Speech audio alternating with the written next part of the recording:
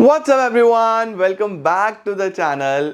अब आप लोग आ चुके हो एक ऐसे वीडियो पे जिसको करने के बाद आपके पूरे इंडियन इकोनॉमिक डेवलपमेंट के PYQs कवर हो जाएंगे। सभी के PPTs के लिंक मैंने डिस्क्रिप्शन में दे दिए हैं, आप जाके चेक कर लेना। फर्स्ट में मैं भूल गया था बट मैंने बाद में एडिट करके डाल दिया, तो आप लोग चेक कर पाओगे। और इस वीडियो के बाद हमारा पूरा इंडियन समाप्त। आज रात को 2 टेस्ट देने हैं, एक 9 बजे आएगा, एक रात को 11 बजे आएगा, 2। और कल का शेड्यूल मेरी कम्युनिटी पोस्ट पे तुम्हारे पास आ जाएगा।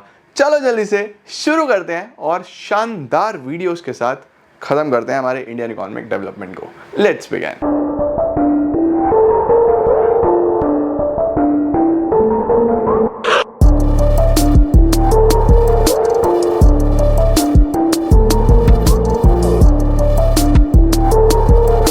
एनवायरमेंट एंड सस्टेनेबल डेवलपमेंट के साथ शुरू करेंगे। इस चैप्टर में ज्यादा क्वेश्चन नहीं है क्योंकि इससे कुछ ही सेलेक्टिव क्वेश्चन ही आते हैं। सबसे पहला हमारा CPCB, फुल फॉर्म याद करो सबसे पहले। What is CPCB?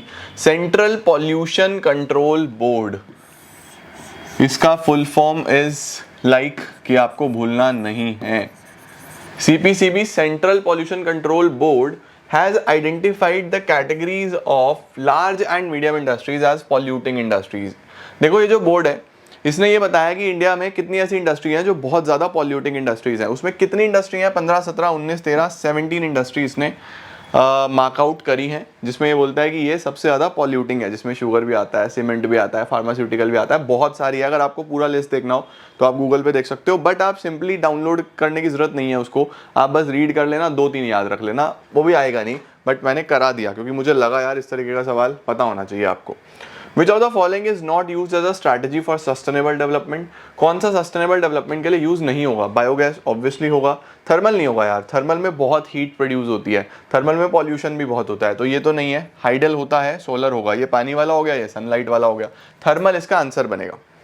If the rate of extraction exceeds the rate of generation, laws, क्या बात कर दी इसने बोला जो आपके रिसोर्स एक्सट्रैक्ट हो रहे हैं, यानी आप जो नेचर से रिसोर्स निकाल रहे हो, वो ज्यादा है रीजनरेशन से। मतलब आपने निकाल लिया इतना ज्यादा, अभी रीजनरेट हो नहीं पा रहा, तो it leads to reduction in carrying capacity of the environment. क्या इससे कैरिंग कैपेसिटी कम हो जाएगी?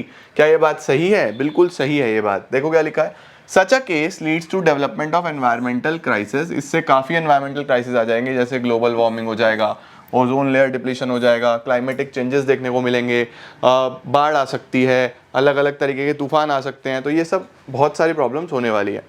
Recently Indians have drifted away from traditional knowledge and practices and cause large scale damage to environment. देखो ये बोल रहा है कि इंडियंस ने ट्रेडिशनल नॉलेज को छोड़ के बहुत सारी नई नई चीजें पकड़ी, जिससे काफी ज्यादा डैमेज हो रहा है एनवायरनमेंट को। Explain how adopting the traditional practices can be helpful. किस तरीके से अगर हम वो पुरानी हैबिट्स ही अडॉप्ट करते हैं तो उससे हमें बेनिफिट हो सकता है।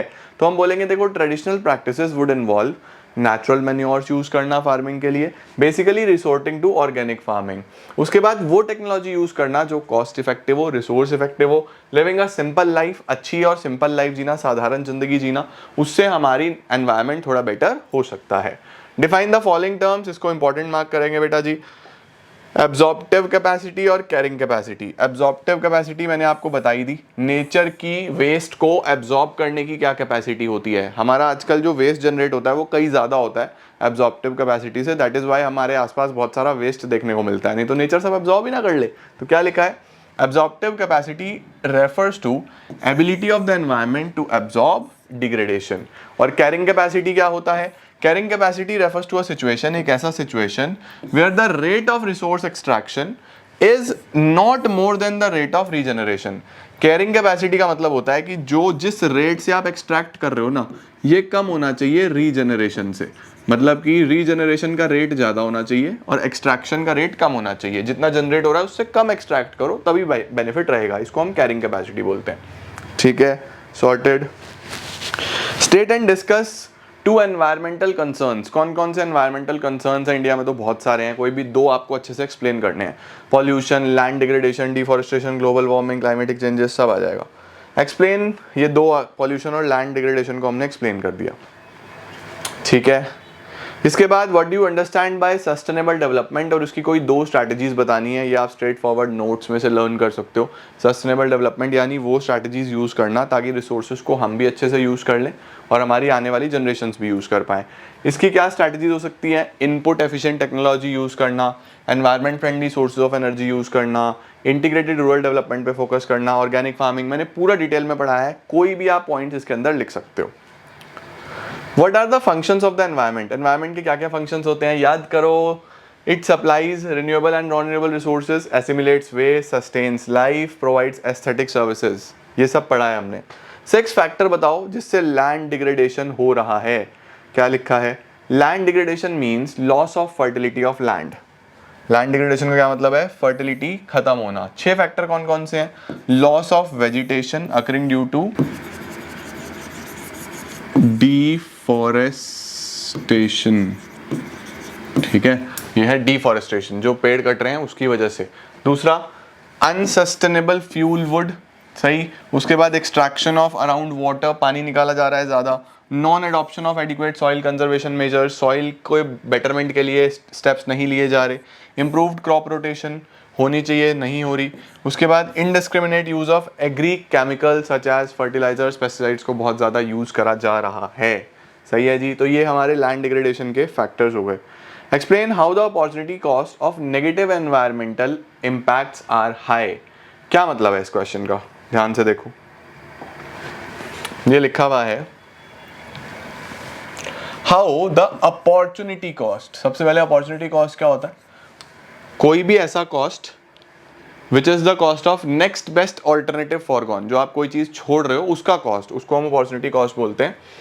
Of negative environmental impact are high. अब इस टॉपिक को समझने के लिए ना हमें यह समझना होगा कि हम देखो, कई बार हमें जितने हमारे पास रिसोर्सेज हैं हम उससे ज़्यादा उसको एक्सट्रैक्ट कर रहे हैं। एक टाइम पे आगे वो शॉर्ट हो जाएंगे तो हम ऑल्टरनेटिव ढूंढने लगेंगे कि यार कुछ और ढूंढो, इसकी जगह पे कुछ और ढूंढो, तो क्या बहुत सारा खर्चा आएगा उस चीज़ के ऊपर। तो वहाँ पे जो कॉस्ट आ रहे हैं उनको हम क्या बोल देते हैं? द अपॉर्चुनिटी कॉस्ट, जो कि बेसिकली क्यों आ रहे हैं? क्योंकि पहले वाला आपने बहुत ज़्यादा एक्सट्रैक्ट कर लिया, नेगेटिव इम्पैक्ट्स की वजह से आ रहे हैं। तो क्या बोलते हैं यहाँ पे देखो, opportunity cost is the cost that is forgone when we make a choice. जब हम कोई भी चॉइस लेते हैं, कोई भी ऑप्शन लेते हैं तो दूसरा छोड़ते हैं ना, वो अपॉर्चुनिटी कॉस्ट होता है। When the resources are extracted at a more rapid pace, जब बहुत ज़्यादा रिसोर्स आपने निकाल लिए, then the carrying capacity of environment reduces, carrying capacity कम हो जाएगा, क्योंकि ये बोला जाता है कि रीजनरेशन का ज़्यादा होना चाहिए और एक्सट्रैक्शन कम होना चाहिए, यहाँ उल्टा हो रहा है। And it fails to perform its function, तो वो रीजनरेट कर ही नहीं पाता अच्छे से। This result in a need, यहाँ से एक नीड जनरेट होती है for exploration of alternative resources, कुछ नया ढूंढो, कोई और रिसोर्स ढूंढो, ठीक है। The cost involved in searching for new alternatives with greater health expenditure constitute opportunity cost of negative environmental impact, ठीक है। तो जब आप नया कुछ ढूंढ रहे हो तो उसको हम क्या बोलते हैं? The opportunity cost of negative environmental impact. Okay, India has abundant natural resources. Explain करो, इंडिया में क्या बहुत सारे रिसोर्सेज हैं? बिल्कुल है यार, देखो कितने सारे हमारे पास रिसोर्सेज हैं, सॉइल है, फॉरेस्ट है, मिनरल्स हैं, लिख देंगे। Is environmental crisis a recent phenomena? क्या एनवायरमेंटल क्राइसिस अभी एक रीसेंट फिनोमिना है? द आंसर इज यस, बिल्कुल। पहले इतना ज़्यादा ओवर एक्सट्रैक्शन नहीं हो रहा था, इतना ज़्यादा मिस यूटिलाइजेशन नहीं हो रहा था, अभी हो रहा है, तो एनवायरमेंटल क्राइसिस बढ़ रहा है। Yes, it is a recent phenomena. Environment has been able to perform its function without any interruption till the time resource extraction was not above the rate of regeneration. यानी जब तक जितना extract हो रहा था उससे ज्यादा रीजनरेट हो रहा था तो एनवायरमेंट अच्छा काम कर रहा था, कोई प्रॉब्लम नहीं आ रही थी। उसके बाद लिखा हुआ है but today environment fails to perform its functions resulting in environmental crisis, जिस वजह से बहुत ज्यादा एनवायरमेंटल क्राइसिस हो रही है। Rising population and the affluent consumption and production standards have placed a huge stress on environment. जनसंख्या बढ़ रही है और बहुत ज़्यादा कंजम्पशन प्रोडक्शन हो रहा है, जिस वजह से पूरा स्ट्रेस आ गया, एनवायरमेंटल क्राइसिस देखने को मिल रही है। Explain the supply demand reversal of environment. देखो क्या मतलब है supply demand reversal? The demand for resource for both production and consumption has gone beyond the range of regeneration. इसका मतलब क्या है कि डिमांड बहुत ज़्यादा चली गई है, ठीक है, जिससे काफ़ी ज़्यादा प्रेशर आ गया है एब्जॉर्प्टिव कैपेसिटी के ऊपर। This reversal of supply demand की सप्लाई कम है, डिमांड ज़्यादा है, तो हम इसी को क्या बोल देते हैं, the supply demand reversal for resource exceeding the supply has led to degeneration of the environment. यानी हो क्या रहा है, ये जो रिवर्सल हो गया ना सप्लाई डिमांड रिलेशनशिप का, इसकी वजह से बहुत सारी प्रॉब्लम्स हमें देखने को मिल रही हैं और हम एनवायरमेंटल क्राइसिस की तरफ जा रहे हैं। तो ये था गाइस हमारे पास last question, supply demand reversal, जिसमें हम सिंपली बोल देंगे भैया डिमांड ज़्यादा है, सप्लाई कम है, रिसोर्स बहुत ज़्यादा ओवर एक्सट्रैक्ट हो रहा है, तो एनवायरमेंटल क्राइसिस में जा रहे हैं। इसी के साथ हमारा ख़त्म होता है एनवायरमेंट। एनवायरमेंट में जो डिफरेंट टॉपिक्स थे, डिफरेंट पॉइंट्स थे, मैंने सारे कवर कर लिए। अब चलते हैं हम लोग नए टॉपिक की तरफ। एक लास्ट चैप्टर बचा है आपका, वो देखते हैं। उसके बाद फिर हम चलते हैं इंडिया चाइना पाकिस्तान और इसको कंप्लीट करते हैं। तो अब हम शुरू करते हैं हमारे नेक्स्ट चैप्टर के साथ, जो कि है एम्प्लॉयमेंट। एम्प्लॉयमेंट की अगर हम बात करें तो बहुत ही सिंपल सा चैप्टर है। इसके अंदर usually casualisation, informalisation, jobless growth और इस तरीके के टॉपिक से ज़्यादा क्वेश्चन आते हैं। तो देखते हैं क्या क्या क्वेश्चन हमारे पास आए हुए हैं। In the past few decades which sector has created maximum job opportunities. Service sector, India में टर्शरी सेक्टर में सबसे ज़्यादा जॉब अपॉर्चुनिटीज जनरेट हुई हैं पिछले कुछ डिकेड्स में। डिस्गाइज्ड अनएम्प्लॉयमेंट आप जानते हो, जब number of people engaged is more than the required number of persons, उसको हम डिस्गाइज बोलते हैं, हम पढ़ चुके हैं। वर्कर पॉपुलेशन रेशो मैंने आपको पढ़ा दिया था, number of workers divided by total population, उसको हम वर्कर पॉपुलेशन रेशो बोलते हैं। Greater proportion of women worker are found in. Women worker ज़्यादा कौन से एरिया में है, रूरल एरियाज में है, एग्रीकल्चर में है, अपनी अपनी लैंड में एंगेज्ड है, रूरल एरियाज इसका आंसर बनेगा। If a construction site manager hires 2 employees on daily wages basis, 2 employees आया, डेली वेजर्स हैं वो, such a situation is covered under, formal है या इनफॉर्मल है, इनफॉर्मल है। फॉर्मल को तो सोशल सिक्योरिटी बेनिफिट्स, परमानेंट सब कुछ मिलता है, इनफॉर्मल में आएगा। Google has hired 4000 graduate students, ये फॉर्मल है क्या, ये फॉर्मल है, यस, ये इनफॉर्मल नहीं है, ये फॉर्मल है। उसके बाद under dash type of unemployment marginal product by employing 1 additional unit of labour is 0। यानी एक लेबर एक्स्ट्रा भी लगा दी तब भी प्रोडक्शन पे कोई इंपैक्ट नहीं आया, मतलब प्रोडक्शन अब भी उतना ही हो रहा है, लेबर चली जाएगी तब भी उतना ही हो रहा है, लेबर ऐड हो रहा है तब भी उतना ही हो रहा है। इसी को हम डिस्गाइज्ड अनएम्प्लॉयमेंट बोलते हैं। यही तो डिस्गाइज्ड है, जरूरत से ज्यादा लोग जितने मर्जी लगा लो, जमीन में प्रोडक्शन तो उतना ही होगा ना, राइट। चलो इसके बाद dash is an indicator which is used to analyse employment situation. ये अच्छा सवाल है। वर्कर पॉपुलेशन रेशो यहाँ पे आएगा। एम्प्लॉयमेंट सिचुएशन चेक करने के लिए वर्कर पॉपुलेशन रेशो काफी इंपॉर्टेंट होता है। वर्कर पॉपुलेशन रेशो है क्या, ये हम ऊपर देख चुके हैं। State whether the statement is true or false, यहाँ पे स्टेटमेंट में लिखनी भूल गया हूँ लेकिन आंसर देख के लग रहा है in the last few decade tertiary sector has created maximum jobs, ऐसा लिखा होगा यहाँ पे स्टेटमेंट आ सकती है। Agriculture has created the largest number of jobs in last 2 decades, ऐसा हो सकता है, तो हम बोलेंगे नहीं, फॉल्स। कौन से सेक्टर से आई हैं, टर्शरी सेक्टर से आई हैं। अब रीजन असर्शन चेक करते हैं, हमारे पास क्या है असर्शन। असर्शन बोल रहा है females form a relatively small percentage of Indian workforce. जो फीमेल्स हैं वो थोड़ी सी कम परसेंटेज में आती हैं वर्कफोर्स में as compare to males. This is true, ये बिल्कुल ठीक है। बिकॉज लगाते हैं, because low employment of women is a sign of social and economic backwardness. जो लो एम्प्लॉयमेंट है वेमेन का वो एक साइन है सोशल और इकोनॉमिक बैकवर्डनेस का। यार ये बात तो ठीक है, लेकिन अगर मैं बिकॉज लगा के चलूँ, female form a relatively small percentage of Indian workforce as compare to males, because low employment of women is a sign of social and economic backwardness. तो मुझे ये दोनों स्टेटमेंट ठीक लग रही है, लेकिन ये मुझे इसका करेक्ट ऑप्शन नहीं लग रहा। मतलब मेरे हिसाब से इसका ये करेक्ट रीजन नहीं है। This is not a correct reason for this. इसके अंदर हम थोड़ा और बेटर लैंग्वेज में इसको जस्टिफाई अगर करते तो मैं इसको करता। तो फिलहाल इस क्वेश्चन में मैं बी के साथ जाऊंगा। मैं जाऊंगा both assertion reason are true and R is not the correct explanation. मैं इसमें ए के साथ नहीं जाऊंगा यार, मैं इसके साथ नहीं जाऊंगा क्योंकि मुझे रीजन लग नहीं रहा उसका वो सॉलिड, मुझे मजा नहीं आ रहा इसके अंदर। I will go with B. क्या है इसके बाद हमारे पास, बी ही इसमें सही रहेगा बच्चे। Rate of participation of women is more in rural areas as compare to urban areas.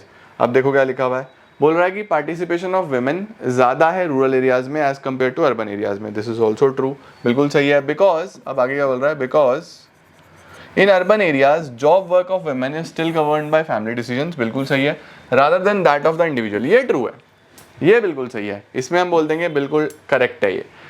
Both assertions are true and R is the correct explanation of ए।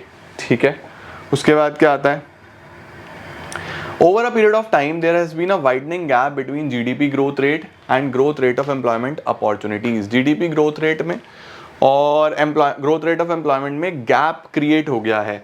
आपको बोल रहा है इसका रीजन क्या है? Since 1990s, there has been a significant increase in rate of employment opportunities in India. अब देखो, एक तरफ तो ये बोल रहा है कि गैप क्रिएट हो गया है जीडीपी ग्रोथ रेट और एम्प्लॉयमेंट अपॉर्चुनिटीज में, ये ट्रू है, इसको मैं मानता हूँ. लेकिन 1990 के बाद एकदम से एम्प्लॉयमेंट अपॉर्चुनिटी जनरेट हो गई है, ऐसा कुछ नहीं है. 1990 के बाद जनसंख्या भी बढ़ी है, उसके कंपैरेटिवली अपॉर्चुनिटीज कम ही रही हैं. तो ए ठीक है, आर गलत है. ठीक है, तो A is true, R is false. In India, due to increase in labour force बढ़ने की वजह से at a fast pace as compare to the employment growth rate, यानी लेबर ज़्यादा तेजी से बढ़ रही है और एम्प्लॉयमेंट इतनी तेजी से नहीं हो रहा. The number of people remaining unemployed has increased. बिल्कुल सही बात है. How can this problem be solved? इसको हम कैसे सॉल्व कर सकते हैं? देखो, India is a labour surplus country, तो लेबर इंटेंसिव टेक्निक्स अगर हम यूज़ करेंगे तो हो सकता है. अगर हम इंफ्रास्ट्रक्चर बेटर करेंगे तो हो सकता है. गवर्नमेंट अगर अपनी तरफ से थोड़े ज़्यादा जॉब्स इनडायरेक्ट दे तो भी हो सकता है. तो ये सब इसमें आप आंसर लिख सकते हो. इसके बाद, gap between growth of GDP and employment is widening. जो जीडीपी ग्रोथ है और एम्प्लॉयमेंट है वो बढ़ता जा रहा है. देखो, यानी कि इकोनॉमी में जीडीपी ग्रोथ तो हो रही है लेकिन एम्प्लॉयमेंट वहीं की वहीं है. तो जीडीपी ग्रो कैसे हो रहा है? जीडीपी ग्रोथ हो रहा है टेक्नोलॉजी की वजह से.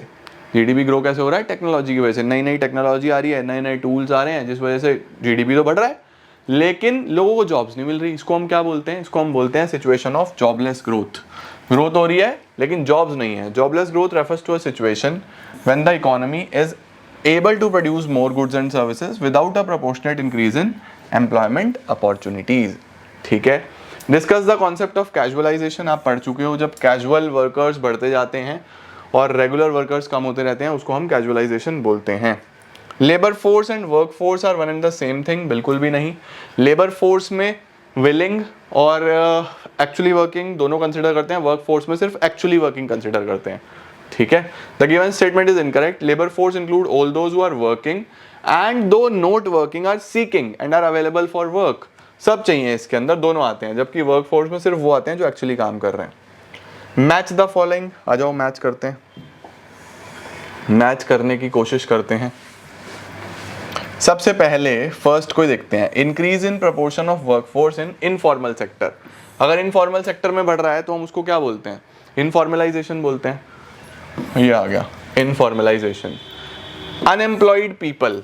अनएम्प्लॉयड किसको बोलेंगे sir? Unemployed people are able and willing to work but fail to get work. ये तो अनएम्प्लॉयमेंट का डेफिनेशन है. क्या अनएम्प्लॉयमेंट का डेफिनेशन भी आ रहा है? यस, ये रहा ओपन अनएम्प्लॉयमेंट. तो ये तो इससे मैच हो गया. मोर पीपल आर एंगेज नहीं. अनएम्प्लॉयड ये आ गया. देखो, labour force minus work force यहाँ से निकलेगा. अनएम्प्लॉयड पीपल निकालने हैं तो labour force minus work force. Self employment क्या होता है? जब ज़्यादातर लोग अपने ही काम में लगे होते हैं, यानी ये आ गया डी. सही है. और डिस्गाइज अनएम्प्लॉयमेंट सब जानते हैं. More people are engage in work than really needed. Done. Match the following इस तरीके से हो जाएगा. The term open employment and disguise unemployment are similar. बिल्कुल भी नहीं है, आप दोनों पढ़ाए हैं, आप खुद लिख सकते हो. 19 के बाद ये 20 है, ये मिसप्रिंट है. Do you think that in last 50 years employment generated in the country is commensurate with the growth of GDP. यानी ये बोल रहा है कि जितना जीडीपी बढ़ा है क्या उसके साथ साथ हमारा एम्प्लॉयमेंट भी जनरेट हुआ है? क्या आपको ऐसा लगता है? इस पे आपको अपने हिसाब से वैलिड रीजन देते हुए लिखना है. तो हम लिखेंगे नहीं, employment generated doesn't match with the growth of GDP. Generally output जो बढ़ता है वो मोर एम्प्लॉयमेंट अपॉर्चुनिटीज जनरेट करने के लिए एक क्रूशियल रोल प्ले करता है. यानी अगर आउटपुट बढ़ रहा है तो ज़्यादा अपॉर्चुनिटीज क्रिएट हो रही हैं. हाउएवर पिछले 50 सालों में इंडिया में जॉबलेस ग्रोथ हुआ है. जॉबलेस ग्रोथ का मतलब कि टेक्नोलॉजी को देखें अगर हम, या हम अदर फैक्टर्स को देखें जिसमें जीडीपी तो ग्रो कर रहा है बट जॉब जनरेट नहीं हो रही. इसको आप डिफाइन कर सकते हो. ठीक है. वो आ रहा है the use of modern and advance technology, जिससे मशीनें हो रही हैं और लेबर यूज़ नहीं हो रही, तो लोगों को काम नहीं मिल रहा, मशीनें सारा काम कर रही हैं. नेक्स्ट लिखा हुआ है, is it necessary to generate employment in formal sector rather than the informal sector. क्या फॉर्मल में एम्प्लॉयमेंट जनरेट करना इंपॉर्टेंट है? बिल्कुल है यार. फॉर्मल एक बहुत इंपॉर्टेंट सेक्टर है हमारी इकॉनमी के लिए. फॉर्मल में 10 या 10 से ज़्यादा लोग काम कर रहे होते हैं. बड़ी बड़ी इंडस्ट्रीज, गवर्नमेंट सेक्टर सब इसी में आते हैं. तो फॉर्मल में एम्प्लॉयमेंट जनरेट करना बहुत इंपॉर्टेंट है. उसको आपको पूरा यहाँ पे ब्रीफ कर देना है. ठीक है। Formal sector is the organised sector which includes all the public enterprises and private establishments that hire 10 और मोर देन 10 वर्कर्स। एक बच्चा पूछा सर 10 भी इसी में आएगा क्या? हाँ यार इसी में आएगा। Workers of the formal sector enjoy social security benefits and they remain protected by labour laws. सही है। On the other hand people engage in informal, informal में ऐसा कोई सोशल सिक्योरिटी बेनिफिट नहीं होते, कुछ नहीं होते। तो इनफॉर्मल वर्कर्स जनरली पुअर रहते हैं and live in slums.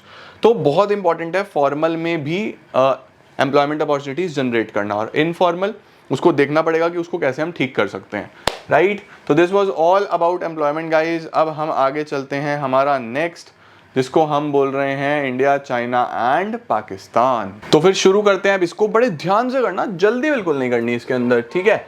From the following set of events आपको मैच करना है। ओके कर लेते हैं, फिर क्या दिक्कत आ रही है हमें, मैच करके चलते हैं सीधा सीधा। देखो ऑप्शन कैसे हैं, क्या एक के साथ एक, दो के साथ दो, तीन के साथ तीन, चार के साथ चार के साथ चार, मिल रहा है या नहीं मिल रहा है। Great leap forward, cultivating land, कल्टिवेटली जी नहीं, बिल्कुल नहीं। कम्यून सिस्टम का मतलब होता था commune system, opening of industrial reform, गलत, ये रिवर्स है, तब मैच होता। Proletarian cultural revolution, students were sent to work and learn from countryside, ये बिल्कुल ठीक है। इकोनॉमिक रिफॉर्म्स इन चाइना 1988, बिल्कुल गलत है भैया, 1988 तो बिल्कुल भी नहीं है, 1978 है। ये तो पाकिस्तान के रिफॉर्म्स हैं, तो ये भी गलत है, ये भी गलत है, ये भी गलत है, ये सही है। सी थर्ड के साथ मैच कर गया। In which year China discontinued its one child policy, China का वन चाइल्ड पॉलिसी कौन से साल में ख़त्म हो गया था? चाइना का वर्ल्ड चाइल्ड पॉलिसी ख़त्म हुआ है 2013, 16, 80, 90, 2016 में, 2016। ऑप्शन डी ये गलत है भैया, इसको प्लीज़ ठीक कर लेना। ऑप्शन बी इसका करेक्ट आंसर बनेगा, 2016 में आया था, ठीक है, 2016 में ख़त्म हो गया था। Pakistan introduces it's economic reforms कौन से सालों में? 88 अभी बताया मैंने आपको पीछे, पाकिस्तान के 88, चाइना के 78, इंडिया के 91, ठीक है। The main M of GLF, GLF का क्या था, कौन से सेक्टर में चाइना ग्रो करना चाहता था? इंडस्ट्री में, सेकेंडरी सेक्टर, घर घर में इंडस्ट्री लगाओ। Arrange the following events in chronological order, chronological में लगाओ जी ने। आओ जी फिर देखते हैं। Establishment of people Republic of China 1949, creation of Pakistan 1947, India का पहला 5 year plan 1951, first 5 year plan of China 1953।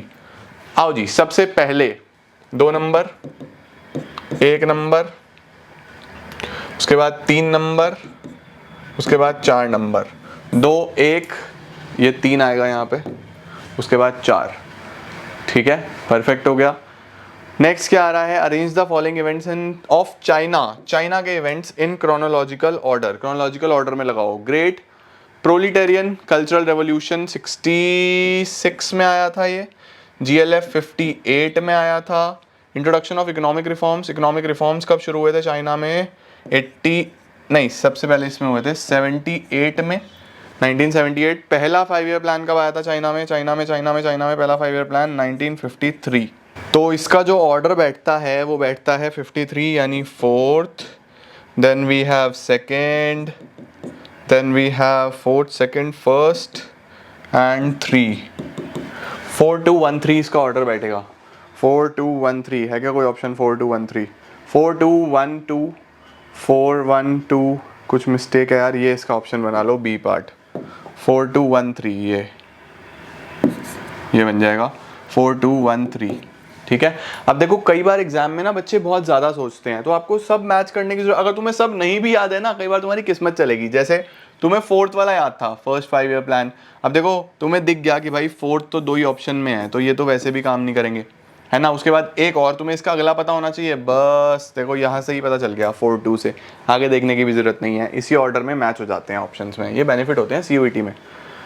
Introduction of economic reforms in Pakistan, Pakistan में कब आए थे रिफॉर्म्स भैया? 88, ठीक है, 1988। माओ ने जीएलएफ कब शुरू किया था? अभी मैं ऊपर आपको दिखा के आ चुका हूँ, 58 में शुरू किया था। Which of the following country initiated it's process of economic reforms in 1991, 1991 में किस में रिफॉर्म्स आए थे? इंडिया में आए थे, new economic policy. Which of the following country adopted one child policy, किसने वन चाइल्ड पॉलिसी लेके आया, कौन लेके आया? चाइना। कौन सा स्टेटमेंट सही है, कौन सा स्टेटमेंट गलत है? The proportion of people living below poverty line is more in India as compare to Pakistan, बोल रहा है कि इंडिया में बिलो पॉवर्टी लाइन ज़्यादा है, पाकिस्तान में कम है। वाह, बहुत बढ़िया। False. State the meaning of commune, commune refers to a process where people can come together to carry out farming activity, यही होता है commune. Okay, state whether the following statement is true or false. As per human development index report India was ranked at 180th position. जी नहीं, India का rank 180 नहीं था, India का rank 130 था। ठीक है। China introduce GLF campaign in 1958 because it was introduce to ensure massive industrialisation. Correct, reason भी ठीक है, असर्शन भी ठीक है, इसका सही रीजन भी है, ए इसका सही आंसर है। Okay, despite the introduction of economic reforms in Pakistan the case of rising poverty was observed. बोल रहा है इतने रिफॉर्म्स आने के बाद भी पाकिस्तान में पॉवर्टी चलता रहा। ट्रू, बिल्कुल सही है। बिकॉज इसका रीजन क्या दिया हुआ है, because agriculture in Pakistan was a result of good harvest, good technology and effective institutional reforms. गलत है, ए सही है, आर गलत है। A is true, R is false. Compare, देखो इस तरीके का क्वेश्चन आ सकता है, compare and analyse the given data of India and China with valid reason. आओ पहले हम कंपेयर ही कर लेते हैं। जो annual growth rate of population है वो इंडिया की 1.2% है, चाइना की 0.5% है, और जो जेंडर रेशियो है वो इंडिया की खराब है, इंडिया की पुअर है, और चाइना की बेटर है। आओ अब समझते हैं। China has the lowest population growth rate compare to India and Pakistan. This is owing to their one child policy. One child policy की बात है। As compared to India, China has the biased sex ratio which indicates gender biasness in the nation. ना ना ना ना, इसको थोड़ा सा चेंज कर लेते हैं। As compared to China,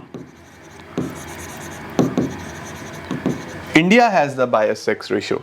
India में ज़्यादा बायसनेस है जेंडर रेशियो के कंपैरेटिवली। वहाँ पे तो 1000 के मुकाबले 941 फीमेल्स हैं, इंडिया में 1000 के मुकाबले 929, जिसमें जेंडर बायसनेस दिखाता है ये ज़्यादा। ठीक है। इसके बाद what are the various means by which countries are trying to strengthen their domestic economies. Domestic economies को इंप्रूव करने के लिए अलग अलग कंट्रीज क्या कर रही हैं, ये आप एक जनरल क्वेश्चन है, इसको आप अपने लेवल पे अपने हिसाब से लिख सकते हो। अलग अलग पॉलिसीज़ लिख सकते हो कंट्रीज़ की, अलग अलग चीज़ें बता सकते हो, नियम कायदे कानून बता सकते हो, गवर्नमेंट के मेजर्स बता सकते हो, तो काफ़ी कुछ लिख सकते हो इसके अंदर। इसमें कोई भी सही आंसर या गलत आंसर वाली बात ही नहीं है। ठीक है। Nations are forming various regional and economic groupings जैसे SAARC, European Union, G8, G20 in order to strengthen their economies.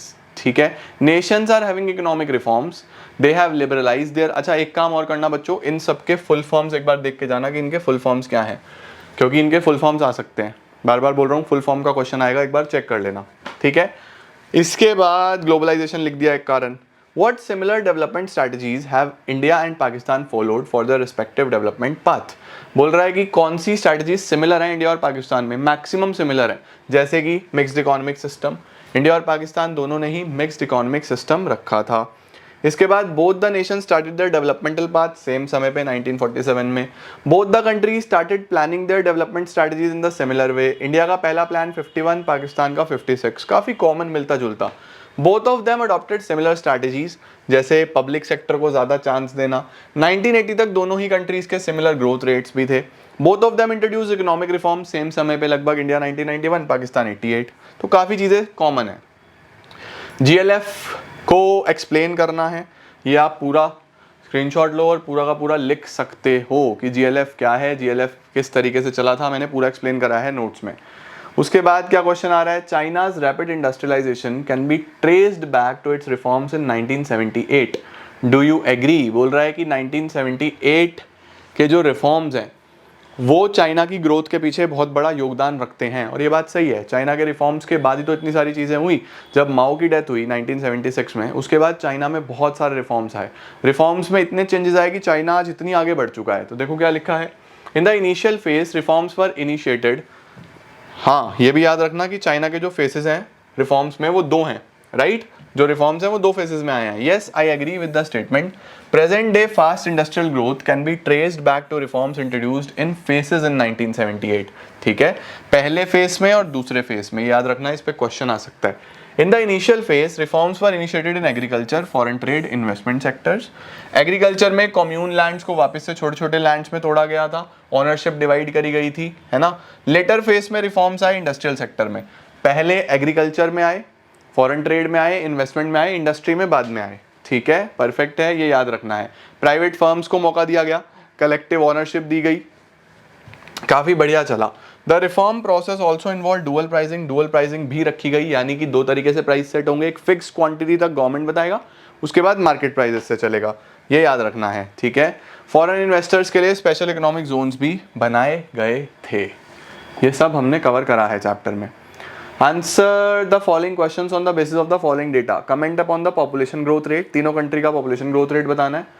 किस कंट्री की सबसे ज्यादा स्क्यूड सेक्स रेशो है। सबसे ज्यादा स्क्यूड का मतलब क्या होता है, मतलब कि किसके अंदर सबसे ज्यादा बाइसनेस देखने को मिलती है। तो आओ सबसे पहले तो यही देख लेते हैं कि कौन सी कंट्री में सबसे ज्यादा बाइसनेस देखने को मिल रही है।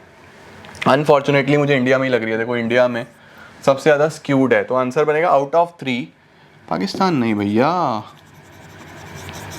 Out of 3। गाइज आप लोग भी जब आंसर की डाउनलोड करोगे तो प्लीज ये पॉइंट्स ठीक कर लेना। India has the most skewed sex ratio, ठीक है। जनसंख्या की बात करें, growth rate of population, India में 1.2, चाइना में सबसे कम, पाकिस्तान में सबसे ज़्यादा। पाकिस्तान में सबसे ज़्यादा है इनका फर्टिलिटी रेट, इसका मतलब सबसे अच्छा है। चाइना की 1 चाइल्ड पॉलिसी की वजह से ग्रोथ रेट कम है, इंडिया का एक मॉडरेट चल रहा है। पॉपुलेशन की बात करें तो इस डेटा के हिसाब से, देखो डेटा गिवन होगा, इस डेटा के हिसाब से चाइना सबसे ज़्यादा पॉपुलेटेड कंट्री होगा, ठीक है जी, done. Describe the path of development initiative taken by Pakistan. Pakistan के बारे में लिखना है, मिक्स्ड इकोनॉमिक सिस्टम, अलग अलग पॉलिसीज, ग्रीन रेवोल्यूशन वहाँ पे भी आया था। पाकिस्तान के बारे में आप सिंपली लिख सकते हो, ये स्क्रीनशॉट ले लो अगर पाकिस्तान की आपको पॉलिसीज लिखनी हो तो। एक बार रिवीजन ले लेना, गो थ्रू कर लेना, अलग अलग पॉलिसीज कब आई, ग्रीन रेवोल्यूशन कब आया, पब्लिक सेक्टर का मेजर रोल रहा है, प्राइवेट सेक्टर का रोल रहा है आफ्टर डी नेशनलाइजेशन। पहले नेशनलाइजेशन करा 70 में, फिर लेट 70s में डी नेशनलाइज कर दिया था। फाइनेंशियल सपोर्ट मिला था बाहर से, है ना। 88 में रिफॉर्म शुरू हो गए थे। 1 चाइल्ड पॉलिसी के इंपॉर्टेंट इंप्लीकेशंस, इंपॉर्टेंट क्वेश्चन, सावधान इंडिया सवाल। What is the important implication of 1 child policy? What is the important implication of 1 child norm in China? Important implication is that it has reduced the growth rate of population. सबसे पहले growth rate of population reduce हो गया, better health services मिल रही है women के लिए, reduced risk of death and injury हो गया, pregnancy से जो ज़्यादा death होती थी, injury होती थी, वो नहीं होगी। This policy has some other implications also. For instance, after a few decades, कुछ दशकों के बाद, there will be more elderly people in the proportion to young, यानी ज़्यादा बूढ़े बुजुर्ग लोग होंगे और यंग कम होंगे। This will force China to take steps to provide social security, जिसमें उसको सोशल सिक्योरिटी देने पड़ेंगे, ठीक है, perfect. Define the liberty indicator, give some example of liberty indicators. Liberty indicators का क्या मतलब होता है? जो हमें ज्यादा फ्रीडम देता है, ज्यादा लिबर्टी देता है। जैसे क्या लिखा हुआ है, Liberty indicator may be defined as the measure of the extent of demographic participation and political decision making. Freedom मिलना decision making में, participation में। और examples क्या होते हैं? Measures of the extent of constitutional protection rights given to the citizens, constitutional protection of independence of judicial and rule of law, ये इसके कुछ examples आप लिख सकते हो, ठीक है। Various factors that led to the growth of Chinese economy. Chinese economy में कैसे ग्रोथ हुई है, पूरा इनकी स्टोरी लिख देना। रिफॉर्म्स कब आए, रिफॉर्म्स 2 फेसेस में आए, इनिशियल फेसेस में, लेटर फेसेस में, फिर इनकी डुअल प्राइसिंग पॉलिसी, इनके स्पेशल इकोनॉमिक जोन्स, ये सब मेंशन करोगे। Give reason for slow growth and reemergence of poverty in the Pakistan. Pakistan में स्लो ग्रोथ रेट का क्या कारण है? आओ, सबसे पहले agricultural growth and food supply was based on good harvest and not on institutionalized process of technical change. When there was a good harvest, जब अच्छी harvest होती है, फसल होती है, economy was in good condition. When it was not, the economic indicator showed stagnant. यानी जब अच्छा चल रहा था, अच्छी हार्वेस्ट होती है तो अच्छा इकोनॉमी शो करने लगता है, जब गिर जाती है फसल तो खराब दिखाई देता है। Foreign exchange is an essential component for any country. Foreign exchange बहुत इंपॉर्टेंट होता है किसी भी देश के लिए। जब वो ग्लोबली देखता है तो सबसे मजबूत उसको कौन बनाता है? फॉरेन एक्सचेंज बनाता है। बट चाइना के पाकिस्तान के पास ऐसा कोई बहुत ज़्यादा फॉरेन एक्सचेंज नहीं है, सिर्फ लोन्स ही लोन्स हैं इनके पास। क्या है? It is always preferred to build foreign exchange reserves through exports. However Pakistan में most of the exchange came from remittance. Remittance से आता है, एक्सपोर्ट ये कुछ करते नहीं है। इसके बाद बहुत ज़्यादा डिपेंडेंट है ये किस चीज़ के ऊपर? लोन्स के ऊपर on one hand, and increasing difficulty in paying back the loans on the other. देखो एक्चुअल में पता क्या है, पाकिस्तान बहुत अच्छा ग्रो कर सकता था, बट उनका जो पॉलिटिकल इंस्टेबिलिटी है ना, जो पॉलिटिकल सिस्टम है वो बहुत ज़्यादा डेवलप्ड नहीं है। दैट इज़ वाई वो इतना ग्रो नहीं कर पा रहा है। Answer the following question on the basis of the following data. Low sir, फिर से वही सेम टेबल, और उसके बेसिस पे आपको आंसर करना है। ये पीछे भी आया था, अब यहाँ पे सही लिखा है, amongst the 3 countries India has the most skewed sex ratio. सही है जी, परफेक्ट है। इसी के साथ भाई और बहनों इसका स्क्रीनशॉट लो, ये क्वेश्चन सेम है, वही सेम क्वेश्चन आ गया।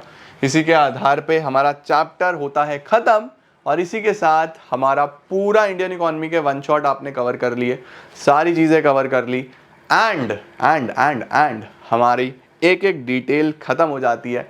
अब आपको सिर्फ टेस्ट देना है और आप कल खूब अच्छे से रिवीजन कर सकते हो मैक्रो का, इंडियन इको का, and you are all set. Thank you so much everyone.